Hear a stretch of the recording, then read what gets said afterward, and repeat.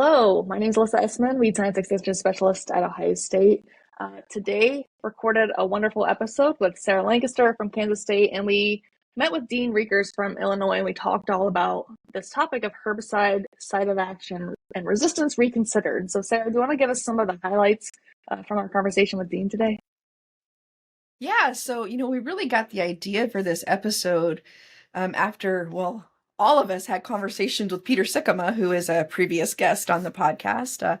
But Dean got the motivation for the paper from Peter as well. So, the idea is that the more we learn about herbicide resistance, the more complex we figure out it is, right? Like that's kind of how you figure out when you're an expert at something, when you realize that you don't know more than you do know, at least in biology.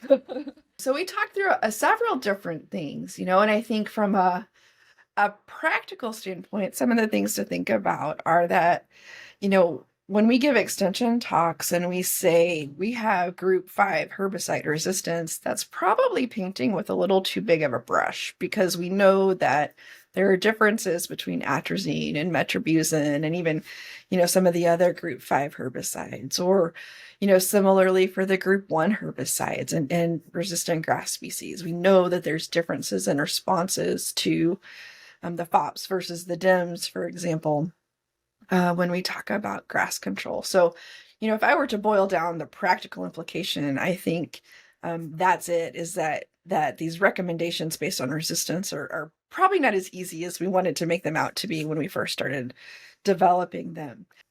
Yeah, so we covered kind of that range of topics, and we ended a little bit with some of the long-term implications that you talked about, and then other considerations for managing in a world of weeds that are resistant in a number of different ways, and it's very unpredictable. And that's kind of the underlined word here, I think, is this unpredictability of resistance management going forward. And so it's a really great episode, really interesting topic.